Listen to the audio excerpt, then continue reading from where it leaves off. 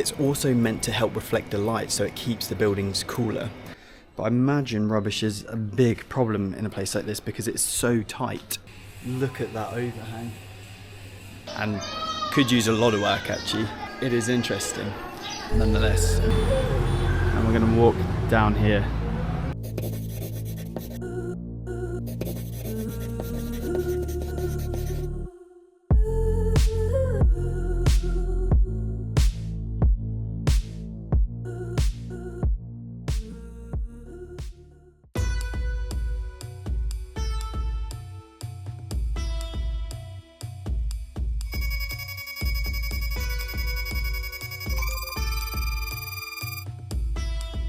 Good morning, how are you? Today we are in the middle of Jodhpur and we are checking out Blue Street. Why? Because it's quite famous in Jodhpur. I mean, it's called the Blue City. So why is it called the Blue City? Well, it's actually a social status thing. Now, back in the day, the Brahmin caste painted their houses blue like this to signify status. However, it would actually become a thing to do if you aspired to be in that caste as well. So, people started painting their houses blue not just to show caste, but to aspire to it. And then beyond that, it ended up getting to the point where... I'll be back in a sec. So eventually it would become something that people would do, not only to show caste, but to aspire to it, and then it became a cultural thing as well. So the city more or less turned indigo. And we're going to have a look at some of it today.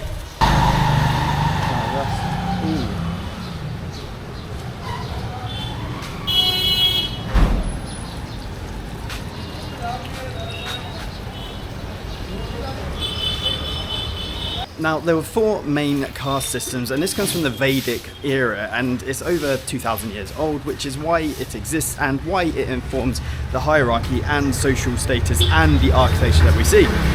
Because if you were part of the upper echelons, if you like, the highest caste, only you would be allowed into the inner sanctums of those areas within the city. So it was broken down like this. The Brahmins themselves, who were priests, teachers or intellects, Kshatriyas, who were warriors, kings and generally defenders of the area, the Vaishyas, or homeowners and merchants of land, or land sellers and landowners, and finally the Shudras, who were labourers, farm workers, generally more manual labour sort of people. And then outside of those were the untouchables, and they were people who were leather workers and recyclers and things like that. And they didn't have a place or social standing in society. You may have heard about Gandhi. He fought to give these people a place in society. So the highest in society would live closest to the things like the fort, which we have already seen. Their homes would be better built with more ornate features, as you can imagine. And naturally, that social status would basically shape who you could marry, what jobs you could do, where you could go, everything they were kind of accustomed to in societal order in history. And it created immense inequality, as you can imagine. So when you're walking through these streets, you begin to understand more. As you get closer to the forts and the more affluent areas, you get the more beautiful details on buildings, like overhangs and more ornate features, which you can kind of see, on this building here. You've got beautiful balconies at the top with carved detailing, a lot more jali works, the overhangs and the more details that we've already seen in the fort. So as we progress in further, the blue should become more buildings should become more blue, and they should be more detailed. So let's see if that holds true.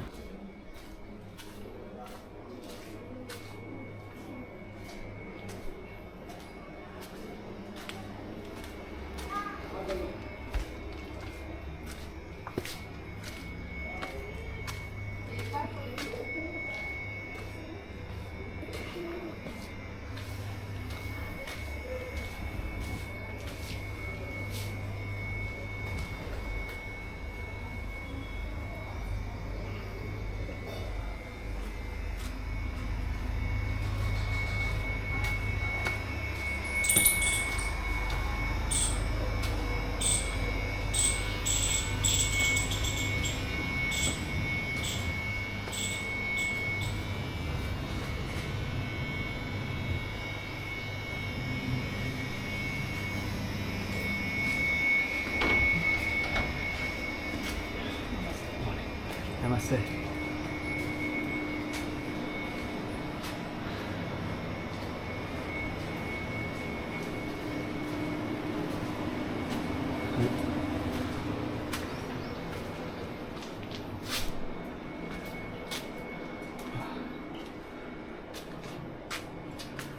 So you can really see the level of detail up here in the overhangs. Again, the shutters. We're walking uphill, as you can see. Assuming this person perhaps wasn't as high a caste, but then down here we've got more blue buildings, a lighter blue, deep blues. The shading's beautiful actually. Now it's probably worth saying that this blue was a status symbol, but it's also meant to help reflect the light so it keeps the buildings cooler.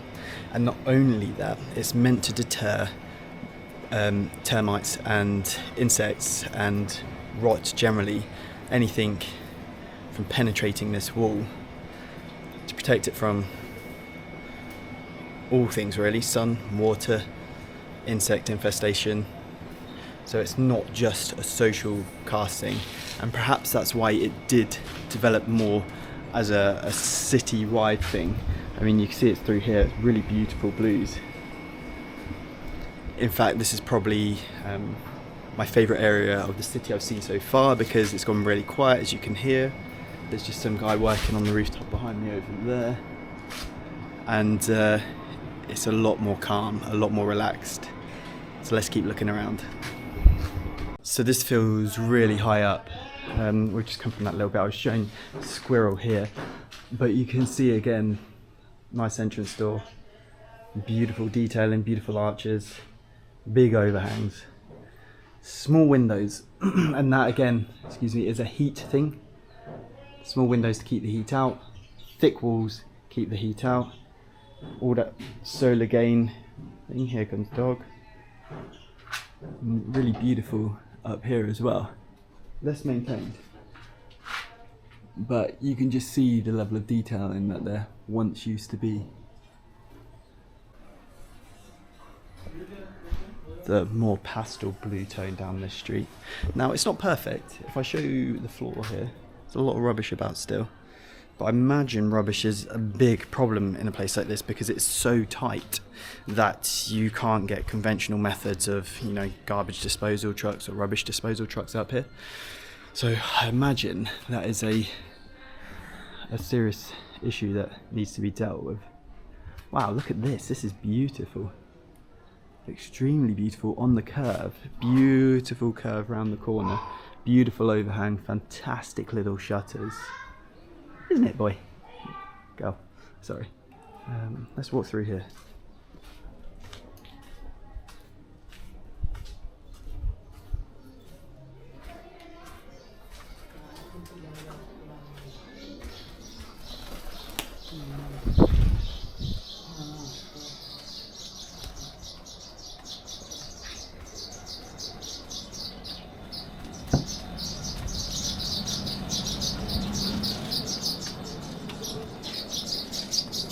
Coming through. It's a sort of area that feels like you can get lost easy. So I'm desperately trying to memorise my way back. But I think if you walk for long enough in one direction, you'll probably end up going to a main road somewhere at some point. So hopefully I don't end up in here forever.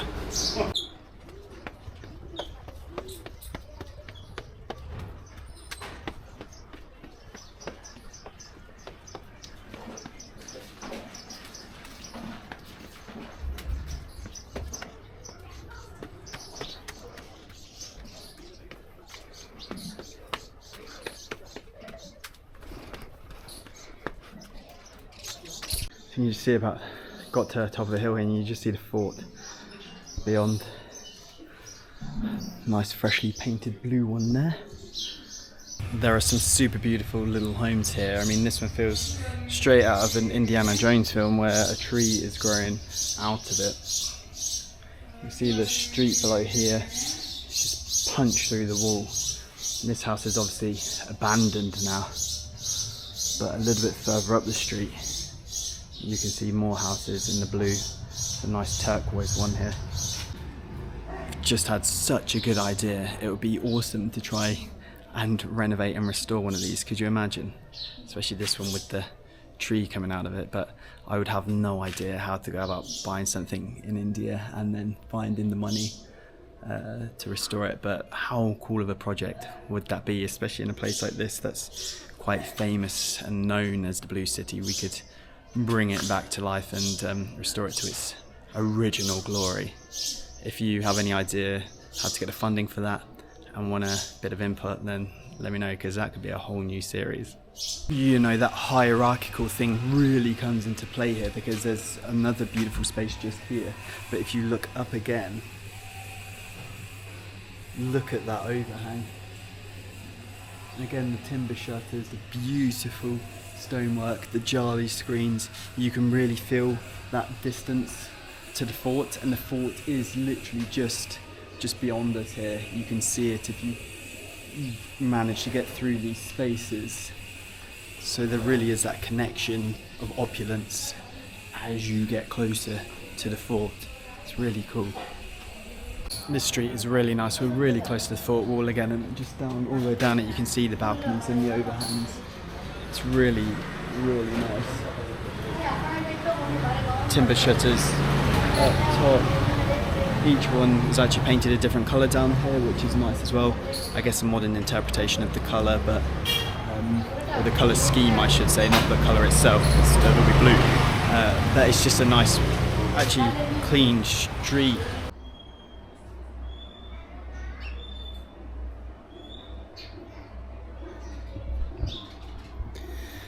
You know, we are often washed out with the most beautiful that was perfect timing, of images from the gram and even YouTube, but the reality is this place is a bit more urban, a bit more gritty, and there is definitely still a waste problem that needs to be got on top of, but it is still an interesting place to be. It's an interesting place to look around, and it's an interesting concept of the blue and the history and the societal structures that have gone by. So even though it's not perfect and could use a lot of work actually, it is interesting nonetheless. I mean, look at these streets behind me here.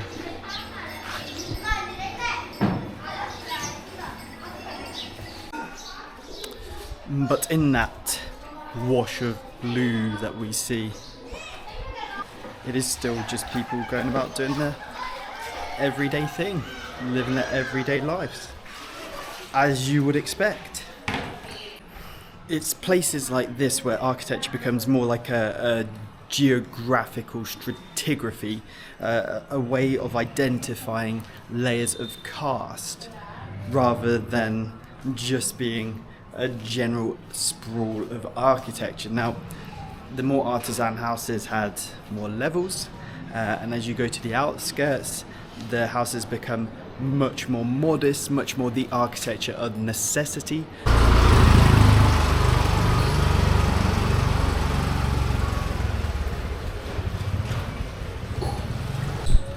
Okay, and we're coming out to the outskirts and back out of the blue streets, so I think we're going to go back to the hostel, and we're going to do it all again tomorrow, so make sure you join me then when we explore a bit more of Jodhpur and a bit more of India. Chili. This is chili. That's coriander. Coriander. That's the turmeric. Turmeric. And that's the paprika. Paprika. And that's for the curry. Nice. So you can make for biryani, for rice. And the chilies as well. The super duper strong chili. Yeah. And this is the cumin. Cumin. Cumin seed. Yes.